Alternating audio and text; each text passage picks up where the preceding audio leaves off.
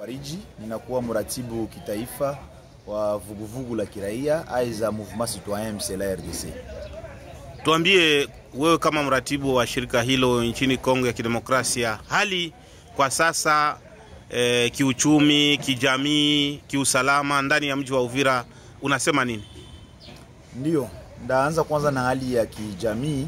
Hapo nikijielekeza Kilomoni ambapo maji inaonekana tena kupanda sana.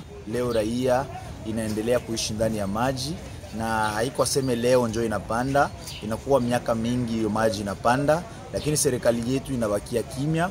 Ni kutaka kusema ya kwamba biensire leo tuko napiganishwa na nchi ya Rwanda ile na créer insécurité, mais aussi mai inakuwa Kilomoni, mai ambayo inapanda, raia nayo inaishi mushida za vile ile aussi nayo inakuwa insécurité, parce que watu wanaweza wakaliwa na nyoka, watu wanaweza wakaliwa na manyama mbalimbali zinaishi ndani ya Lake Tanganyika ambazo zinaweza zikapanda juu ya kufata maji gisi rafika mpaka kubarabara. Nikutaka kusema kama hali ya raia ya Kilomoni inakuwa mbaya, kuita wakuu viongozi kuangalia na magani gisi ya kufanya hima, kuangalia na magani gisi wanaweza tafuta nafasi ya kuweka watu ambao wanaishi ndani ya maji, paske sio hali ya kawaida kuacha raia ishi muhali kama na ile.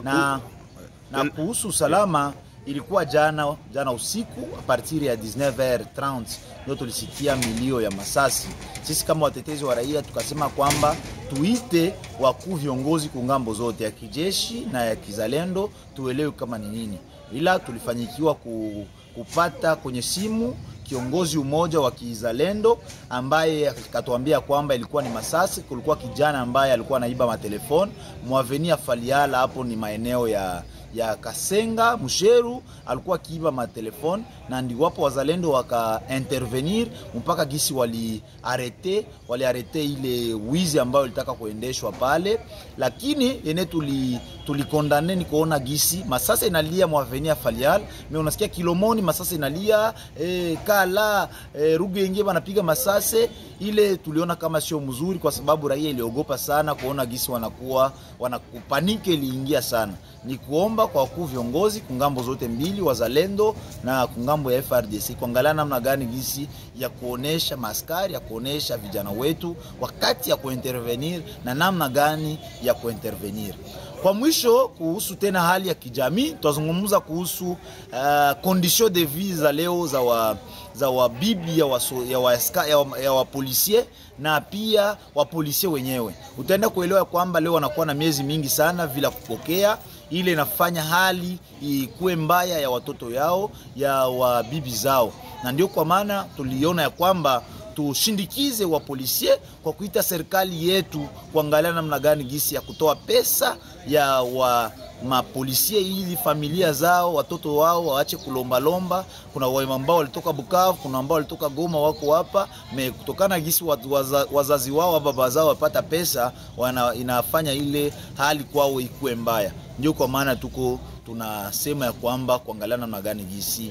Acha nimalizie na hali ya leo. Tuliona letre ambayo ilitoka ya kusema ya kwamba hapa kwetu tutalipa pesa za participation ya examen d'etat, na wakaweka à peu près 50,000.